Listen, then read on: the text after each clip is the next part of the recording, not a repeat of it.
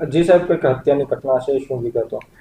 ગત તારીખ 20/6/2025 રોજ કંટ્રોલ રૂમ તરફથી એક વર્દી મળેલ કે કામરેજ ગામમાં શ્યામસુંદર એપાર્ટમેન્ટની બાજુમાં ખુલ્લા ખેતરમાં એક અજાણી મહિલાની ડેડ બોડી પડેલ છે. જે અનુસંધાને અત્રેથી ઉપલા અધિકારીશ્રીઓનું ધ્યાન દોરી જે બાબતે સુરત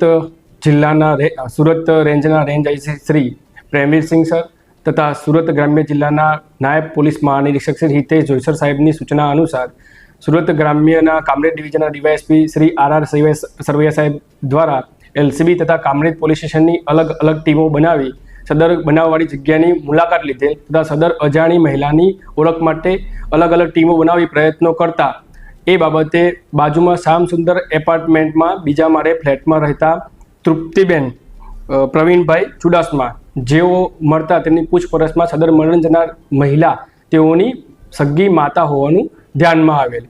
જે બાબતે સદર તૃપ્તિબેન નાઓની પૂછપરછ કરતા તેઓએ પોતાની ફરિયાદ હકીકત જણાવેલ કે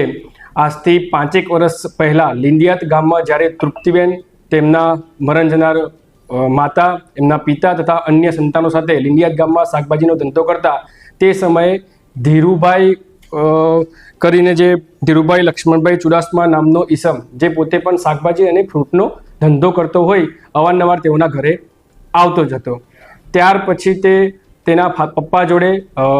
ઉછીના પૈસાની પણ લેવડ દેવડ કરતો અને તેની મમ્મી જોડે ક્યારેક ક્યારેક ફોન પર વાત કરતો.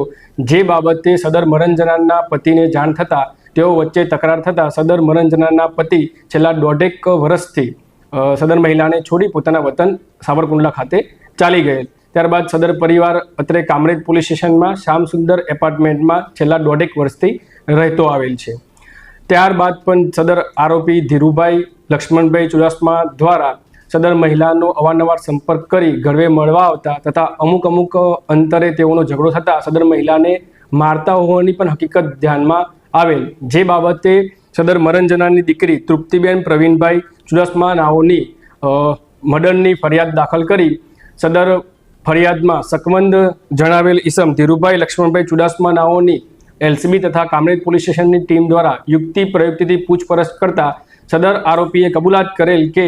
ગત તારીખ 20/6/2025 સાંજના 8:30 થી 9 વાગ્યાના આશરામાં સદર મરણ જનાર મહિલાને તેઓને મળવા માટે ધાબા પર બોલાવેલ. જે બાબતે તેઓને